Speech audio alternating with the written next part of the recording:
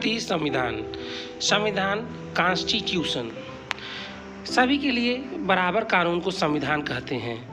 भारतीय संविधान में 22 भाग तथा 395 अनुच्छेद हैं।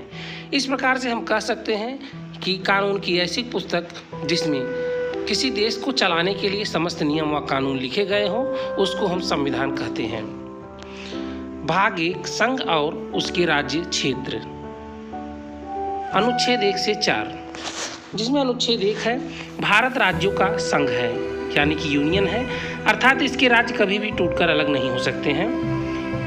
जो देश फेडरेशन होते हैं उनके वो टूट सकते हैं और टूटकर अलग हो सकते हैं, और वो अपनी कुछ शर्तों के आधार पर उसमें संघ में शामिल होते हैं, जैसे सोवियत संघ और यूएसए। अनुच्छेद 2 संसद राष्ट्रपति को पूर्व सूचना देकर किसी भी विदेशी राज्य को भारत में मिला सकते हैं, जैसे 16 मई 1975 को सिक्किम को भारत में मिला लिया गया। अनुच्छेद 3 संसद राष्ट्रपति को पूर्व सूचना देकर वर्तमान में किसी भी राज्य के नाम तथा सीमा को बदल सकते हैं, जैसे बिहार से झारखंड, उड़ीसा से ओडिशा, और इसके बाद सीमा में परिवर्तन, जैसे उत्तर प्रदेश से अलग होकर उत्तराखंड, मध्य प्रदेश से अलग होकर झारखंड, तथा जो है कि बिहार से अलग होकर छत्तीसगढ़। अनुच्छेद 4 अनुच्छेद 2 और 3 में किया गया संशोधन अनुच्छेद 368 के बाहर रखा गया है, अर्थात इस संशोधन को राष्ट्रपति नहीं रोक सकते हैं। अब हम भारतीय राज्यों के इतिहास के बारे में पढ़ेंगे। आज़ादी के समय भारत 552 से अधिक देशी रियासत या राज्यों में टूटा हुआ था।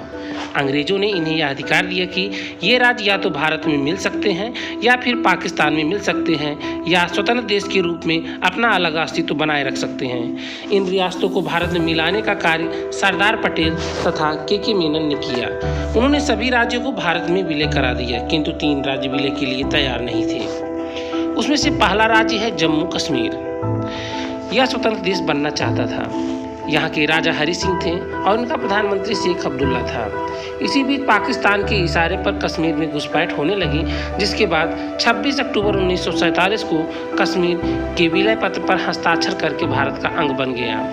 आप जानते हैं कि 1848 से पहले जब अंग्रेज और सिखों का युद्ध हुआ था, उसके पहले महाराजा रणजीत सिंह जम्मू कश्मीर पर अपना अधिकार रखते थे और उस पर अपना शासन करते थे। लेकिन 1848 के बाद सिखों के पराजित हो जाने के बाद इसको गुलाब सिंह के नेतृत्व में ये राज्य दे दिया गया, और उसी के वंशज थे हरि सिंह। दूसरा था जूनागढ़। यह गुजरात का एक रियासत है जो पाकिस्तान में जाना चाहता था, किंतु सरदार पटेल ने जनमत संग्रह कराकर उसे भारत में मिला दिया गया। तीसरा है हैदराबाद।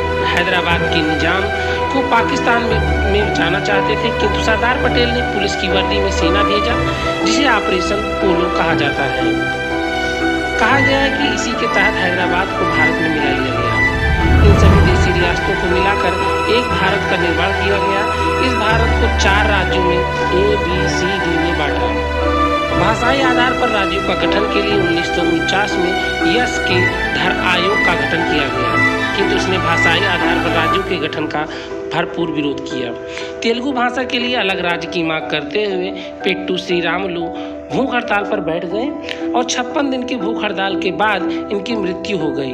फलस्वरूप जनता का विरोध बढ़ता गया। नेहरू जी ने 10 अक्टूबर 1953 में तेलुगु भाषा के लिए अलग राज्य आंध्र प्रदेश को अलग कर दिया। अंततः यह भाषा के आधार पर गठित होने वाला पहला राज्य बना। भाषाई आधार पर राज्यों के गठन के लिए फजल अली आयोग, आप याद रखिएगा, 1953 में गठन किया गया। इसने अपनी रिपोर्ट 1956 में दिया और भाषाई आधार पर राज्यों को कानूनी मान्यता दे दिया गया। इस आयोग के फलस्वरूप 7वां संविधान संशोधन 1956 में पारित हुआ। इसके बाद ABCD को रद्द करके भाषाई आधार पर 14 राज्य तथा 6 केंद्र शासित प्रदेश बन गए। पंजाब राज्य पुनर्गठन शाह आयोग की सिफारिश पर किया गया था।